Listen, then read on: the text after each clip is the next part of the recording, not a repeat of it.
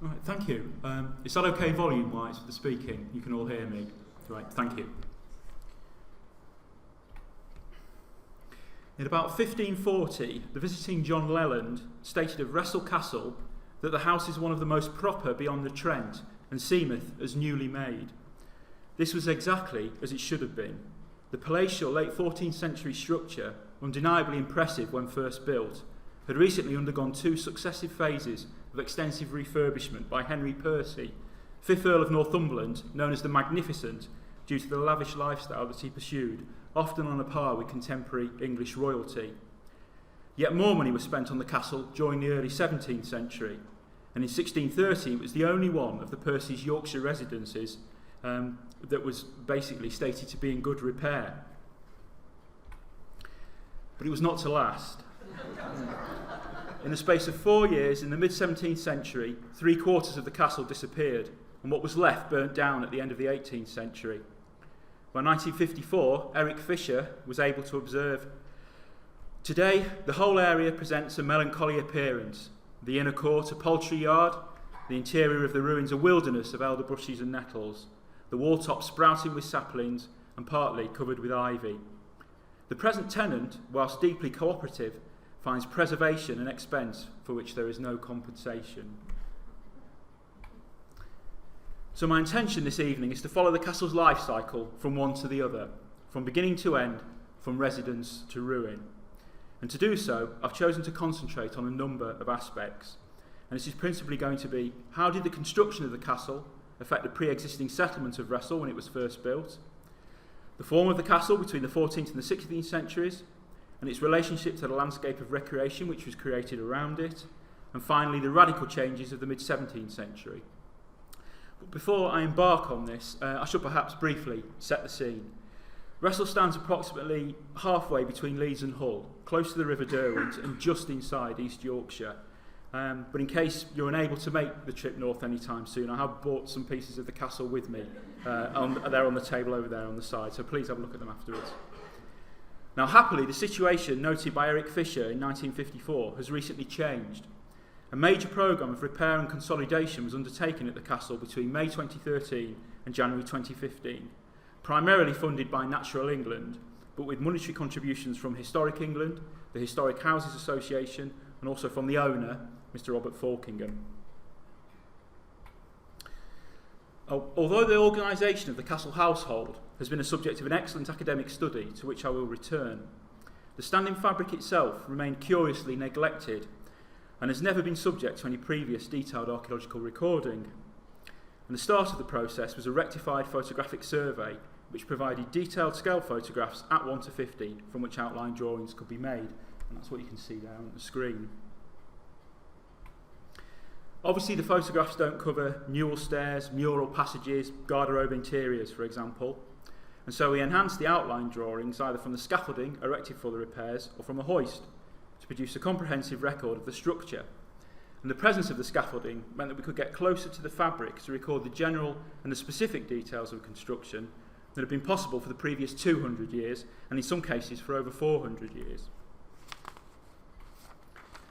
And so by combining all the information from these 2 main sources, together with the additional measurements taken in the field, moulding profiles, etc., I'm currently in the process of drawing up final hand-ink drawings of the entire castle, and you can see one of them there. Basically, this is a long section looking north through the South Range. The original is an A0 drawing, so it's about 1.2 metres by about 80 centimetres.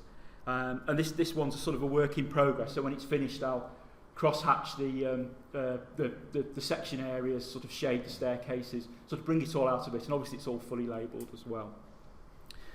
Now you can imagine that a project such as Wressle's created a significant amount of survey information, and this includes 6 A0 floor and roof plans, 24 A0 elevation drawings, and over 2,000 photographs, as well as written notes and sketches. And again, I'm currently collating these to produce a detailed survey archive report, with the intention of several publications to follow on from this. And I would stress this evening that I'm really only scratching the surface of the work that's been undertaken, and because it's still partly a work in progress, some is presented as field drawings rather than the finished product, so to speak. So in addition to the work on the castle itself, we've also begun to piece together the development of the wider landscape of which the castle forms part, principally through detailed measured earthwork survey and documentary research. Some of this is private research, but we've also been greatly assisted by a grant from the Castle Studies Trust. And I've written there's a 40,000 word archive report on the survey work on the gardens that we've already carried out, and that's available free on their website. And basically this shows the area, which I'll talk about in greater detail in a minute, but this shows the areas to the immediate south of the castle. So what's left of the castle is there. You've got part of its moat, and then an extensive area of earthworks in a pasture field to the south. So, despite all that's taken place, there is a considerable body of surviving physical evidence at Wressle. But in addition to this, there's also a rich survival of documentation. The 16th and 17th century documentation is particularly significant and considerably better than what survives for other contemporary Yorkshire castles. Of prime importance amongst these is the Northumberland Household Book of 1512, which sets out the organisation of the early 16th century household at Wressle and the nearby Percy residence of Leconfield in great detail. And secondly, a detailed drawn survey of the castle made by Thomas Hamp in about 1600, prior to an extensive scheme of repairs. Also of great use is a sketchbook made by a Mr. Bell in the late 18th century, and as it turns out, very fortuitously so. Up until 1796, a large amount of early 16th century decorative woodwork survived within the castle's south range, including elaborate ceilings, double spiral staircases, and at least one life-size carved figure of a knight. Unfortunately, in that year, the tenant decided to clear out one of the block chimneys by setting a large fire at the base. This led to the whole interior catching on, finally rendering the south range totally uninhabitable and destroying all of the surviving 16th century woodwork. So using all of these documentary sources, Peter Breers has been able to produce a series of superb reconstruction drawings of the castle interior as it was organised in the early 16th century, and I'm going to return to these throughout my talk. I should also at this point make an honourable mention of Eric Fisher, who was the first to copy the early castle survey drawings in 1937, and he incorporated them into his 1954 PhD thesis on the Percy's Yorkshire estates, together with a great deal of other unpublished material relating to the castle's landscapes of recreation and pleasure. And I should also thank the architectural historians David and Susan Neve, who've also kindly made information available to me. So as I said, this is an ongoing process, and I'm a firm believer in 2, 3, 4 heads being better than one, and so we've been swapping information with Peter Breers.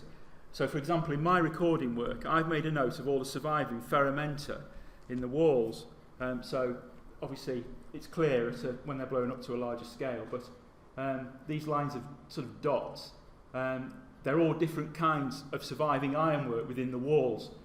Some of them are hooks that point upwards, some of them are hooks that have sort of like beautiful sort of fishtail ends on them, sconce positions, that kind of thing. Basically, what we're hoping to do is that these can be related to items such as wall hangings and tapestries that are noted in documentary sources. And so I hope that this will lead on to another level of reconstruction, where we not only have the fixed features, such as wooden friezes and ceilings in place, but we can also accurately relocate movable decorative items, which were only present when the Lord was in residence.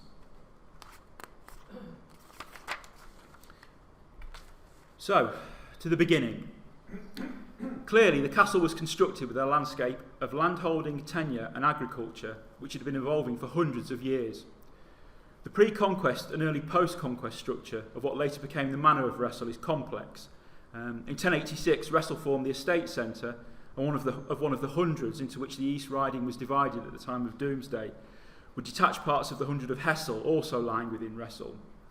However, for the purposes of this talk, there are two main elements that I would like to emphasise in relation to the castle: the proximity of the River Derwent and the change from a polyfocal settlement to a large nucleated village.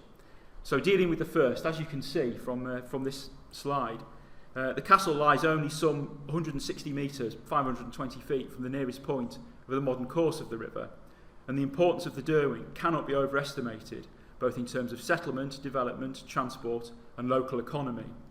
It's likely that a landing place, a river crossing point, river traffic or fisheries were significant from an early date, and indeed right through to the middle of the 19th century, many of the villages along the banks of the Derwent maintain their own landing places. Now, in terms of settlement, initial analysis suggests that Wressle, like many other villages in the area, had several early foci of settlement rather than a single one. A well-investigated example is Cawood on the south bank of the River Ouse to the northwest of Selby. Now, I would suggest that elements of the early settlement pattern can still be seen on this 1610 map, and that it may have comprised at least 2 or possibly 3 different foci or parts. Now, one appears to have been initially centred around a green at the east end of the village, it's there, and the other 2 may have been associated with an early northwest to southeast route following the eastern bank of the Derwent, one in the approximate location of where the castle was to be built, and another one around the church to the south. It's also likely that one of these, perhaps that beneath the castle, was associated with either a landing place or some sort of river crossing, which would have provided a valuable source of revenue. It's possible that the blue-coloured area that's marked marsh on this early plan may represent an early landing place, a quay, and as you can see, it may have a dock or a quay, possibly another green, at its eastern end there. And I think it's also significant that that can be reached by trackways from all of these suggested early foci of the settlement at Wressle. But it isn't necessarily early, as I will explain presently. So at some point, a planned 2 or double row village was then laid out between 2 of the early focuses, with houses and associated crofts extending north and south from an east-west aligned main street. So that's basically there. A number of other examples of 2 or double row villages with back lanes can be found across the Vale of York. In Yorkshire as a whole, these often planned settlements are thought to result either from a late 11th, early 12th century phase of regeneration, or from a deliberate process of intervention by the manorial overlords in the 13th or the 14th centuries. But whether this holds true for the whole of the Vale of York is presently unclear. So by linking these 2 earlier parts, the new double row village marks a significant step in the creation of a single settlement from the earlier semi-dispersed elements. And we also think it's possible that around the same time, the earlier settlement beneath the castle may have developed as a manorial or administrative complex. And the increasing prosperity of this new settlement could have caused the other earlier focus around the church to dwindle and eventually to be abandoned, leaving the church isolated from the main body of the village as it appears on this early 17th century plan. So the southern row of the new double row village had a better situation than the north row, with long plots extending to the south. Quite how far this south row extended to the west is currently uncertain, but it's quite feasible that it continued almost to the river. And basically what I've done here with the earthwork survey is I've picked out in green what I think are the early property divisions of part of the village's south row, and then I've also outlined in the sort of light blue what I think are earlier building house platforms relating to this earlier village. Now, if the south row of the village did extend that far to the west, it was subsequently incorporated into part of the landscape of recreation laid out around the castle. So you can see the old garden there. That's there. This is important, as earlier settlement earthworks or boundaries may then have been incorporated into and have influenced the layout of the gardens. And of course, the construction of the castle itself had a marked effect upon the double row village. The manor of Wressle was acquired by the Percy family prior to 1316, and in 1368, Henry III Lord Percy entailed the manor on his younger son Thomas, who's generally held to be the builder of Wressle Castle. In this regard, I do think it's worth mentioning a reference from a 1613 survey that Eric Fisher turned up, where it was stated that the castle was built by the Honourable Thomas Percy, Bishop of Norwich, in 1331, who afterwards gave it and the manor to Thomas Percy, Earl of Worcester. And I do wonder if this is actually a mistaken reference to the building of an earlier manorial centre, which was then replaced by the much larger castle after 1368. So the construction of the castle, possibly on this earlier manorial centre, may well have truncated the route to the river and destroyed part of the planned village. And the subsequently laying out of the castle's base course and the attendant little park, which is all in this area, would have had significantly affected the north side of the earlier village. And almost certainly at the same time as the castle was built, what became known as the Old Garden, was laid out across the southern row of houses. So to turn again to this marsh feature here and this feature here, I wonder if it's possible that these changes to the village necessitated the creation of a new street to the south, leading to a quay or landing stage for the river. Now, by 1577, this quay or landing stage had been incorporated into the castle's outer garden, and 2 fish ponds have been constructed across it, and they're not shown on this map. And this in turn may have led to another planned extension to the village to the northeast, and then further changes to the village's morphology. Basically, the point I'm making is there's a symbiotic relationship between the two. And of course, in any symbiotic relationship, when one part fails or dies, this can cause significant problems for the other. As I already noted, the building of the castle is usually attributed to Thomas Percy. Thomas served as a soldier in France with the Black Prince and John of Gaunt and became an influential figure in Richard II's household, being created Earl of Worcester in 1397. He was initially also a key figure in Henry IV's court, although, as you'll all be aware, his defeat as part of the rebellion, culminating in the 1403 Battle of Shrewsbury, led to his execution. Now, no licence to crenellate or building contract exists for Wressle, although the castle is usually given a late 14th century date. Assuming the late 14th century date to be correct, which I think it must be, Wressle forms one of a series of so-called palace fortresses being built across the north of England by members of the leading noble families, due to their similarities in plan form, detailing and internal organisation. The suggestion is often made that the master mason John Lewin, who's documented at Bolton Castle, was also responsible, or at least involved with, Sheriff Hutton, Wressle and elsewhere. Now, while I do have some sympathy with this argument, particularly in terms of the internal organisation, I do feel that it's also somewhat of an oversimplification for 2 principal reasons. I feel that Bolton Castle, as undoubtedly magnificent as it is, has exerted a greater influence on 20th century castle studies than it may have done during the 14th century, principally due to the completeness of its survival. And secondly, the suggestions about Lewin's involvement are based on finished form, but these structures were largely being built during the same period. So what I would like to know is, how did one influence the other during the period of construction? Both Bolton and Sheriff Hutton apparently preserve evidence for a break or change of intention during the construction process. So did a delay at one allow a later reconsideration of what was to be built based on the more advanced form of another? And how does Wressle fit into all of this, given that it could have been built anywhere in the period between about 1368 and 1403? So what I believe really needs to be written is a building history of these structures, using structural evidence for both seasonal building breaks and longer ones, forms of scaffolding as evidenced by putlog holes, mason's marks, basically almost trying to compare what was going on at each one on a yearly basis. Now, of course, this is easier said than done. Most of Sheriff Hutton and Wressle are now gone, and I believe that Lumley was radically altered internally during the 18th and the 19th centuries. And even where the structures do persist, the evidence sometimes does not. At the late 14th century Harewood Castle in West Yorkshire, I recorded over 400 mason's marks of 29 different forms throughout the structure, and the distribution of these suggests that changes in groups of masons were present as the construction progressed. At Wressle, I've only managed to find 21 mason marks in total, and for predominantly rubble castles such as Sheriff Hutton, the figure is even lower. However, there's no need to completely despair, as when what survives is recorded in detail, there's still quite a lot of useful evidence. These external elevations of the northeast tower of Sheriff Hutton show regularly spaced building breaks, patterns of pudlock holes or scaffolding which change as the tower rose in height, and also evidence for other features such as larger projecting timbers perhaps associated with cranes.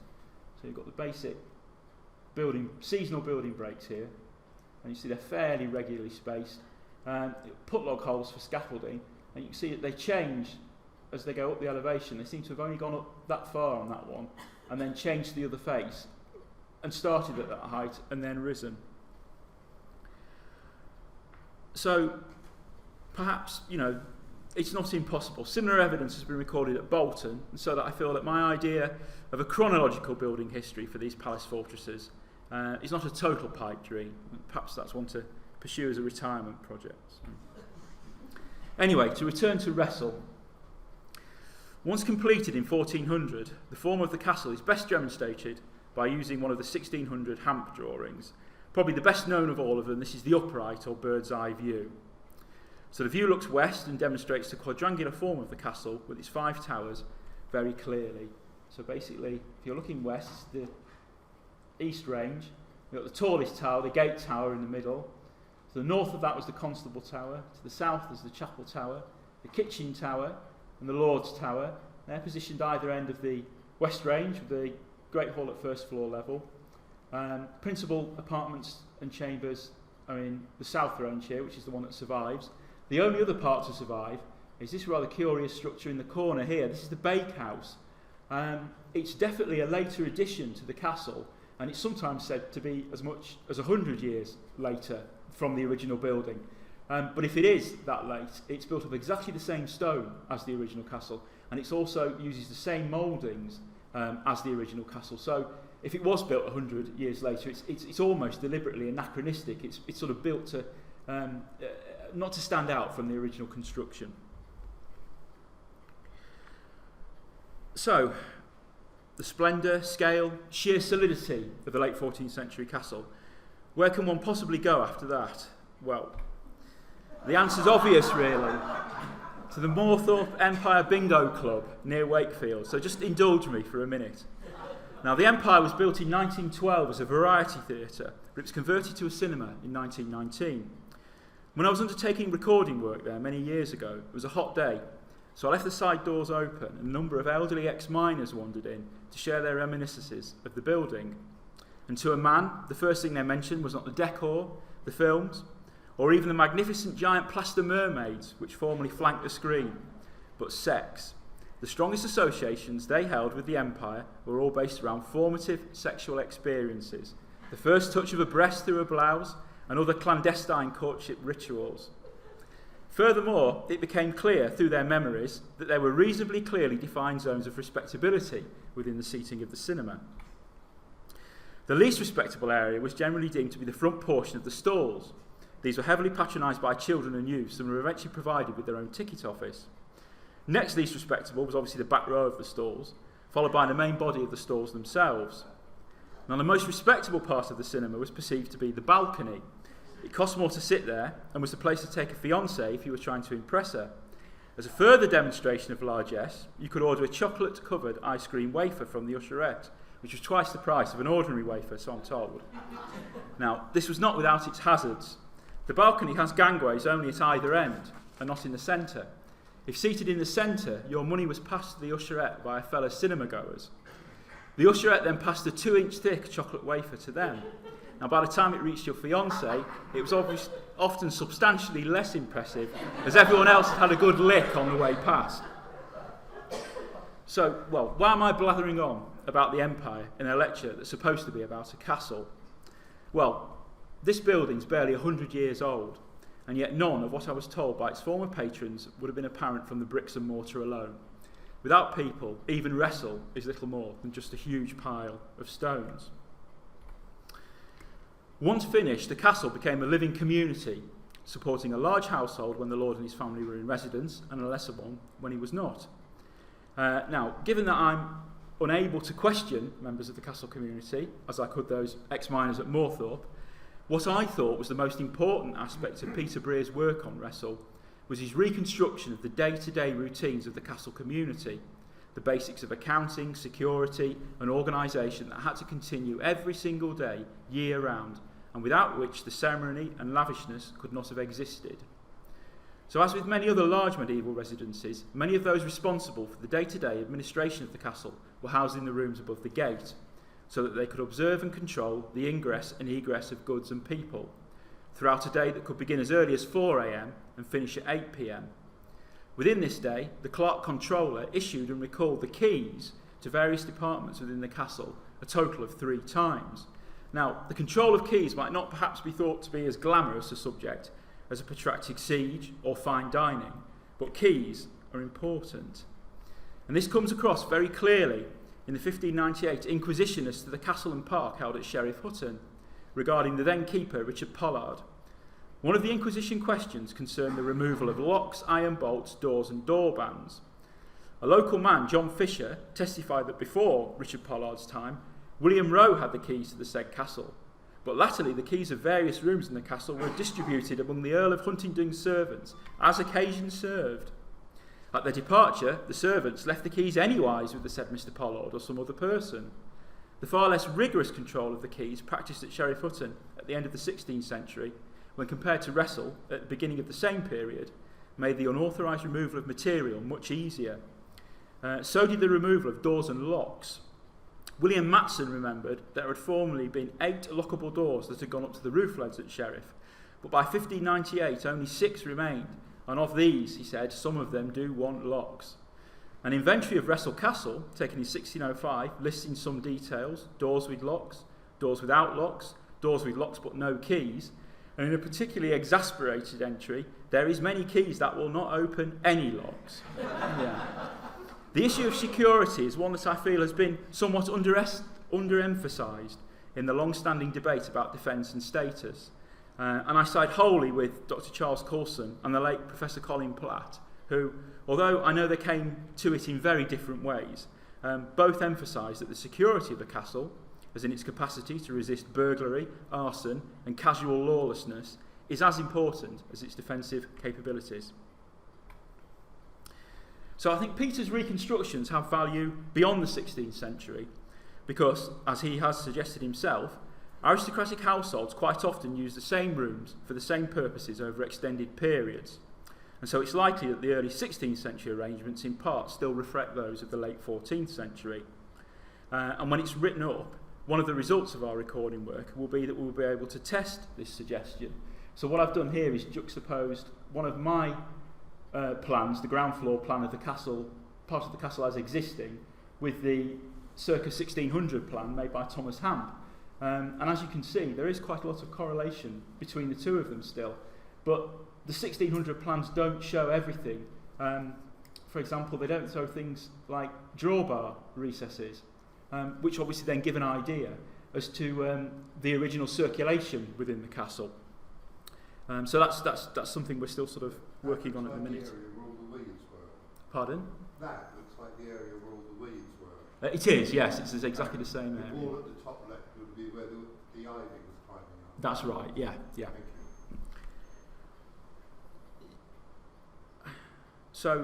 you. So basically, by combining this information, not only can we work backwards from the early 16th century, but also forwards. The ground plan of the South Range preserves evidence for 3 or perhaps 4 different phases of alteration, 2 of which appear to date to after 1600. Nevertheless, as I wish to take the castle through to the end of its life this evening, I'm going to provide a brief tour of what is left to give an impression of the surviving structural evidence, concentrating on 16th century usage. Now, as I hope I've made clear, only the south range of the original late 14th century quadrangle survives, comprising the southwest tower, that's the Lord's Tower there, as the central part, and as the southeast tower, which was the chapel tower. The southwest tower contained the high buttery on the ground floor, with a newel stair in the northeast corner communicating with all of the levels, including the roof leads and the central part. Above the buttery was the Lord or Gentleman's Chamber. And as you can see, there's evidence for the 16th century richly decorated ceiling and frieze still surviving as sockets in the walls.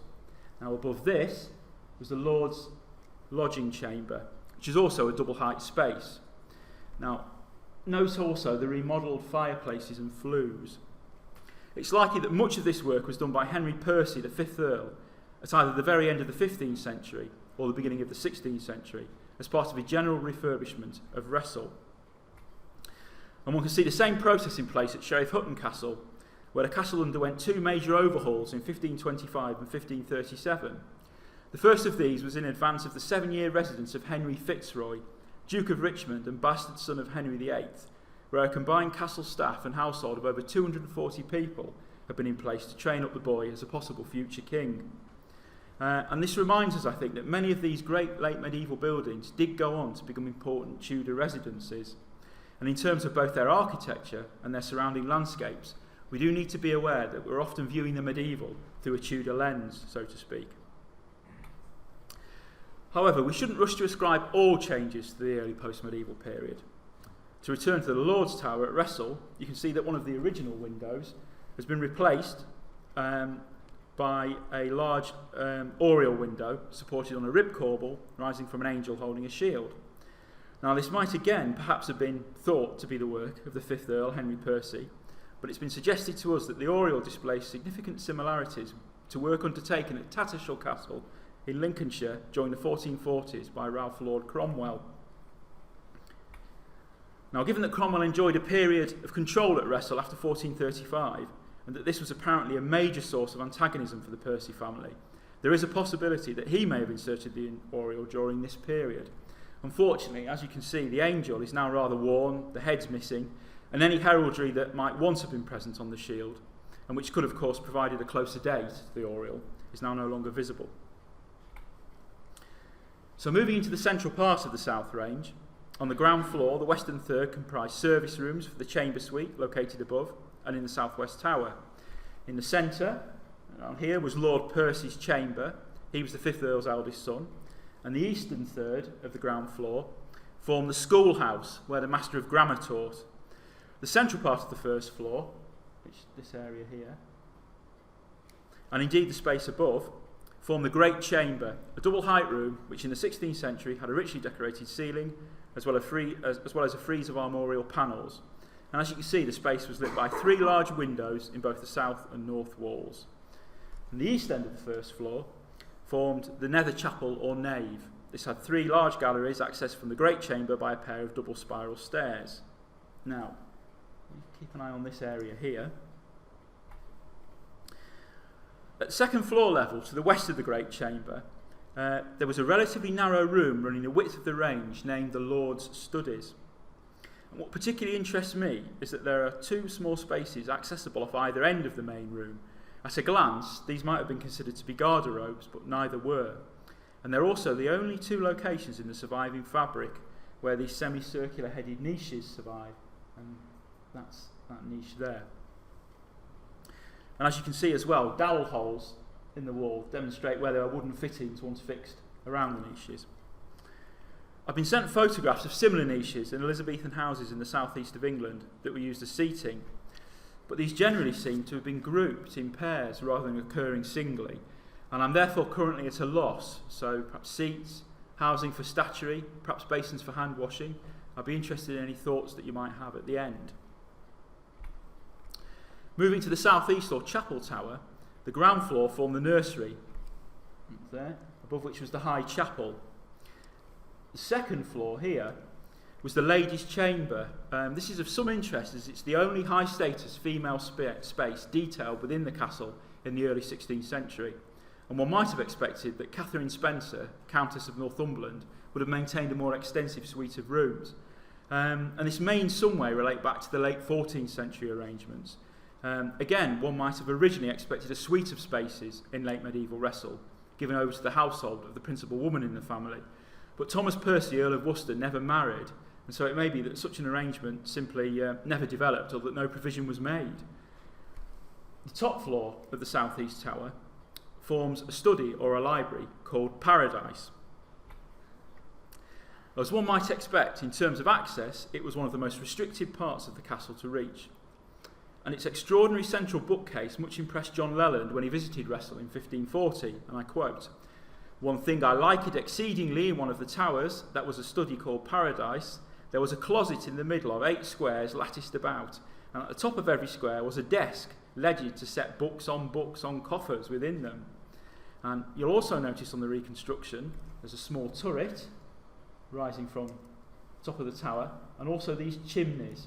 So if you keep an eye on that chimney there, that's the only one that still survives on the whole castle to its full height. It gives a very good idea of the attention to detail in the original late 14th century construction.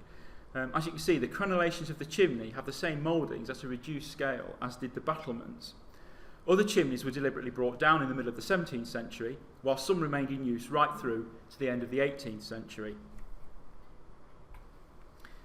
So the small turrets which are used to access the roof leads survive to both towers. Both are of the same height, but there are significant differences between them. So this is the turret to the southwest, or Lord's Tower. And as you can see internally, this retains a moulded capital to the newel, which supports a sectional capping of the turret, and it's quite a fine survival. Now the turret to the southeast tower, which rises from the Paradise Room, as I mentioned a few moments ago, appears the same externally, but it wasn't capped. And you can see it was once open because you come round the stairs here, and that one's chamfered to stop you catching the back of your head as you come out through. So basically one could continue upwards into the open air, providing a vantage point across the roofscape and wider landscape for the select view. However, the roof turret on the gate tower was set higher still, and so I don't think that this open top turret here necessarily demonstrates an attempt at some sort of a hierarchy of viewing, essentially making the Lord the highest presence in the wider landscape, as is sometimes suggested for Middleham Castle in North Yorkshire. So moving outward from the castle itself, again, John Leland in 1540 noted that a base court had been added to the east side of the castle, perhaps in the late 15th or the early 16th century, and that it was filled with timber frame structure. Now, fortunately, the base court survived to be surveyed in circa 1600, and from this survey we know something about the form of the timber frame buildings, and the fact that the base court was surrounded by a brick wall 15 feet high. There was a large barn, 106 feet long, along the north side, and there was an even larger stable range along the east side. And what's even more fortunate is that remnants of the base court still survive today. This is a rare survival within Yorkshire, and I believe it's also uncommon nationally.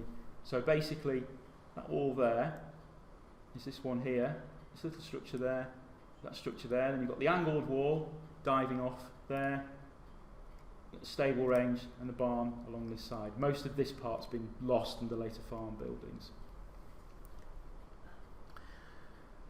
The two large buildings are on a very similar footprint to those shown in circa 1600 and partly follow their internal organisation.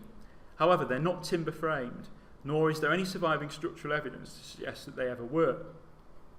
They must therefore be later rebuilds. The current listing description gives them as being later 18th century, but I'm not sure really. It seems an odd thing to do at the end of the 18th century to partly replicate a pre-1540 arrangement, particularly given the changes in agricultural practice that would have taken place, never mind the fact that 3/4 of the castle was missing by this date. Both David, Neve and myself would like these buildings to be 17th century in origin rather than 18th century, but obviously we've got to find some evidence to support that first. Whatever their date is, they do contain a lot of reused material, whether from their timber frame predecessors or indeed from the castle. I think it's quite possible that some of these timbers are from the castle. They're certainly large enough to have originated there. And what's interesting is they have a very distinct pattern of mortices in them on different sides. So you should, in theory, be able to work out where in the castle they may actually have come from. So the earliest surviving above ground remnant of the base court is this structure. That's that small one I referred to previously. It's clearly marked on the circa 1600 plan. You see it there. And although it's been much patched up, it does retain a core of probable 16th century brickwork, defining a wide forward-centred arch and a canted west end, once containing a newel stair. The building straddles the east moat, and its position suggests that it might be an element of some sort of intermediate gatehouse, or possibly a gate structure, maybe related to a drawbridge, perhaps a remnant of paired forecourt lodges. We did also consider it was a boathouse, although the east moat is always described as dry in the 16th century, and there is evidence elsewhere on the moat for boat accommodation, which I'll turn to presently. However, a fourth possibility is that it's some sort of garden building, principally because the only access to the interior appears to have been from within the moated area around the castle, sort of private space. And also in 1600 it was described as standing 21 feet high. So I wonder, could there have been some kind of small banqueting house, pavilion, belvedere, or other observation point on the upper level that was looking down the south moat. The castle's moated enclosure is substantial, although as you can see, even allowing for truncation on the western side, it's neither square nor does the castle sit centrally parallel to its sides. And we now wonder whether in fact part of the moated enclosure in fact reflects an earlier moated site that was reused, perhaps that earlier manorial centre that I talked about at the beginning of my talk. I'd also highlight a second form of moated enclosure to the north of the castle, almost the same size, and this is the new garden, to which I'm going to return very shortly. I'd also draw your attention to this rather curious feature at the moat's northwest corner. In 1600, there's an inlet from the moat, and it's labelled on this plan here, the indraft from the moat to serve the brew house. And the brew house was formerly projected from the north range of the castle here, so you can see the two of them are quite close together. It has been suggested that this served as a dock for barges to carry barrels of beer from the adjacent brew house down the River Derwent and beyond as far as the wharfs of the Percy's residential complex at Topcliffe, it's in North Yorkshire. Now, it is a sizable feature, and it's long and deep enough for a large boat. And when we checked its base in relation to the water level in the Derwent, we discovered that, at least on the day we took the measurements, there is indeed very little difference in height between the two. However, there is as yet no documentary or physical evidence for a channel linking the moat to the Derwent. And indeed, in 1602, when the entire castle was re-roofed, there are specific references to lead being brought by river but landed on the bank and then carted to the castle. The proximity of the moat to the river would seem to make a watercourse unnecessary, but then it seems equally unlikely, given that there was a well in the courtyard, that water for the brew house would have been obtained from the moat, as the inscription might also sort of suggest. So that requires further thought, I think, that one. The castle's moated enclosure also contained one of the three known formal gardens associated with the castle, all of which have left some trace as earthworks. The two earliest gardens were the Moat Garden, which was here, the Moat Garden there inside the moat, and the Old Garden there. Both of these were almost certainly laid out in the late 14th century at the same time as the castle was built. So you can see the Old Garden occupied a slightly raised plateau to the south of the South Moat and covered roughly an acre. Wressle is on the whole a very flat landscape.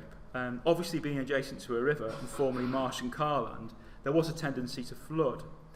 So subtle differences in height are extremely important. And I think this is demonstrated very clearly by these profiles across the garden. The upper profile shows the vertical and horizontal scales the same, and as you can see there's very little difference.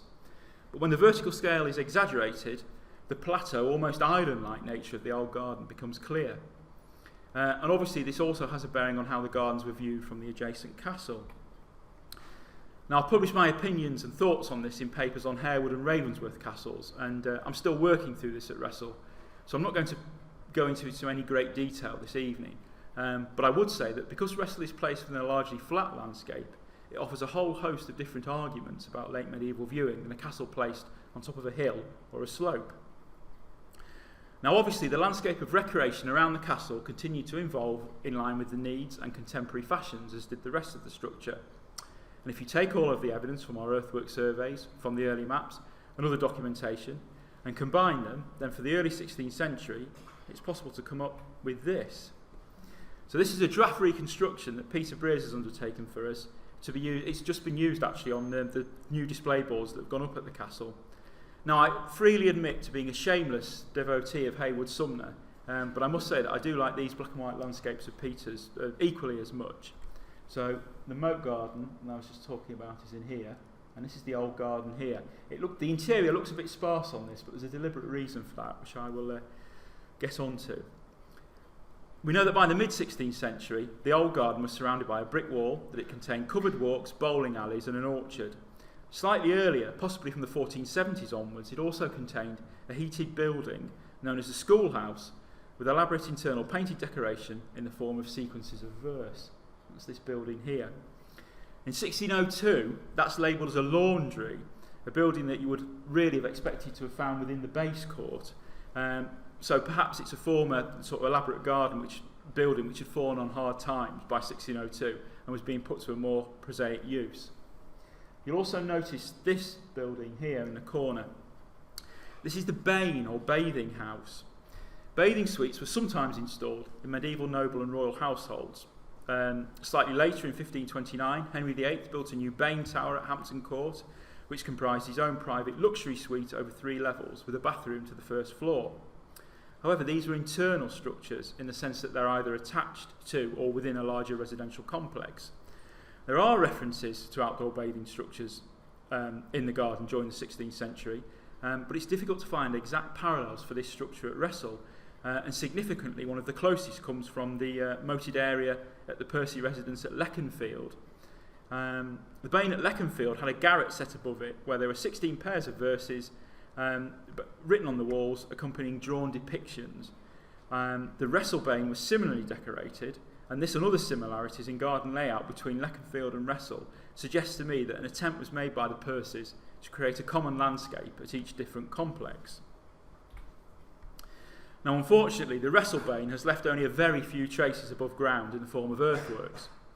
Its location, right on the southwest angle of the moat, raises the possibility that the bathing facilities within, possibly even connected to the moat, and allowed swimming within it. The moat was clearly kept clean, in line with contemporary practice at royal moated residences, as in 1579 a new boat was built specifically for this task, and it was said that cleaning the moat took 12 days of every year. Where the same task is detailed at Leconfield in 1538, a Peter Craik of Beverley was paid for ropes to construct a contrivance for cleaning the weeds out of the moat. So I think basically they had a large flat-bottomed boat with big nets suspended either side of it, which they then used to row around or pull around the moat to catch all the weed and sort of other muck that had fallen into it. This Bain's potentially a rare and interesting structure. We've done the earthwork survey, the documentary research, some geophysics, so it's really one of a number of features at Wressle that are crying out now, I think, for some sort of excavation. And that's something that I'm sort of looking towards perhaps in 2018 to sort of seek some sort of modest funds to go towards starting to excavate the bathhouse.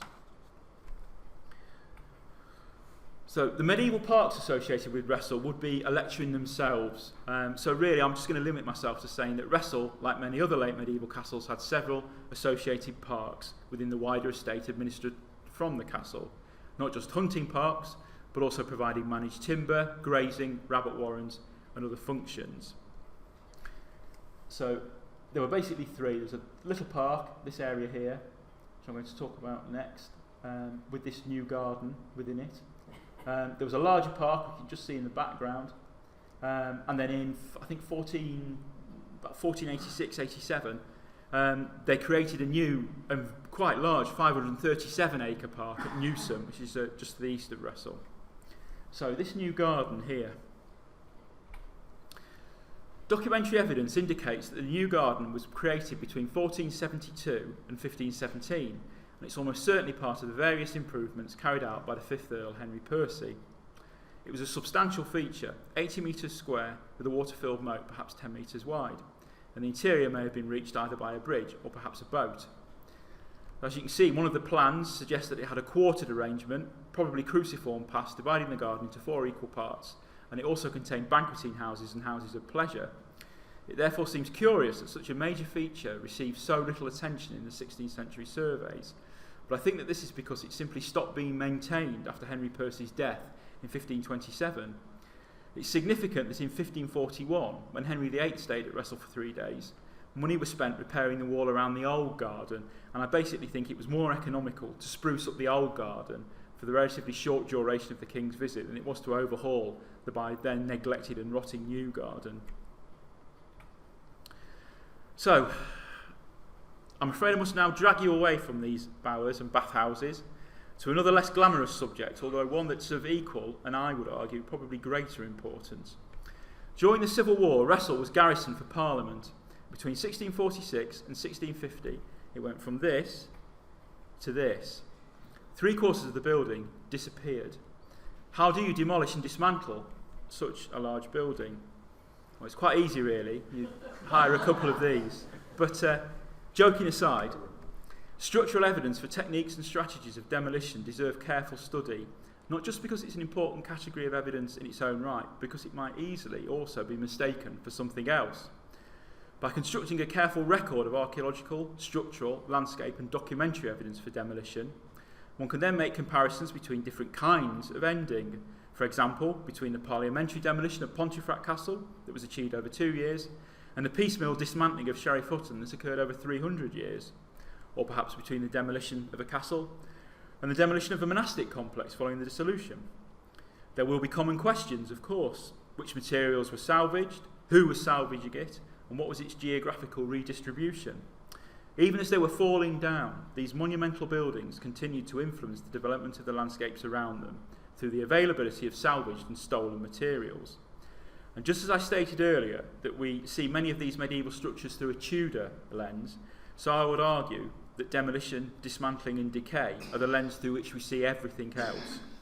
And as I was arguing for a group building history for the Northern Palace fortresses, we also need a group demolition history, as they all had very different post-medieval fates, and that's something that I'm currently working on with a colleague, Lila Rakosi. The first known instance of damage at Wressle occurred in 1646, when the garrison was said to have caused over £1,000 worth of damage to the castle and its surroundings, including, and I quote, their havoc on the Earl's woods and enclosures. In June 1648, following the recapture of Pontefract Castle by Royalist forces, a parliamentary committee in York sent men to Wressle to commence demolition. Their activities are detailed in several surviving letters and demonstrate that they started on the battlements of the Constable Tower, pitching them down to the ground, and also bringing down the chimneys, some of which fell through the roof into the interior. It would appear that they succeeded in bringing down all of the battlements along the east side of the castle before they were stopped, excepting those around the gate tower. And the concern in the letters is that the materials were not being preserved through careful dismantling, but they were simply being cast down. And this is interesting because, again, it's relevant to the structural evidence that survives.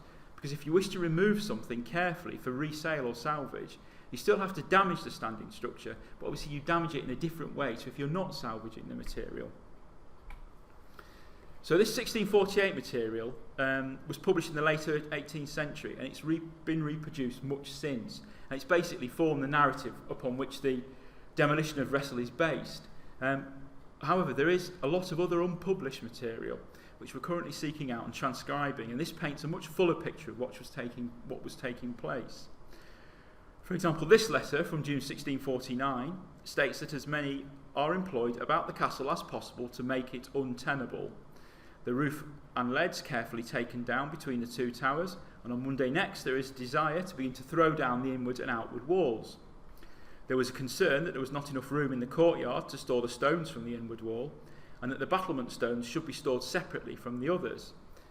It was estimated that only about 1/6 of the roof lead had been removed, and given that the castle had been re-roofed totally in 1602 to 1603, much of this was not worn out old webs which had been in place for hundreds of years, but these were sheets which were less than 50 years old, which would have massively increased their value. The final orders to demolish all but the south range of the castle by the 17th of May 1650 was only given on the 17th of April of the same year, indicating, I feel, that much of the demolition work was already complete by then. The south range is reputed to have been kept as a manor house to serve the Earl of Northumberland's local estates. So what evidence of these activities left? Well, a common form recorded at Wressle, Bolton and Sheriff Hutton relates to the removal of lead sheeting. The process of removal reversed that of construction, descending from the ridge lead to the outermost sheets that were let or built into the walls. Sometimes the lead must have been pulled out or worked loose, and the incised slots are often empty with no signs of associated damage. However, where the lead is too securely embedded, the sheet was cut away, leaving a slightly projecting strip of lead in situ. That's what you can see here at Wressle. Where these strips do remain, the outer edge can be rather ragged, suggesting that the rest of the sheet was rather crudely pulled, twisted or hacked at until it came loose, or it can be marked by a regularly spaced series of cuts made by a chisel. However, in no cases does the wall above appear to have been wholly dismantled to remove the lead sheet.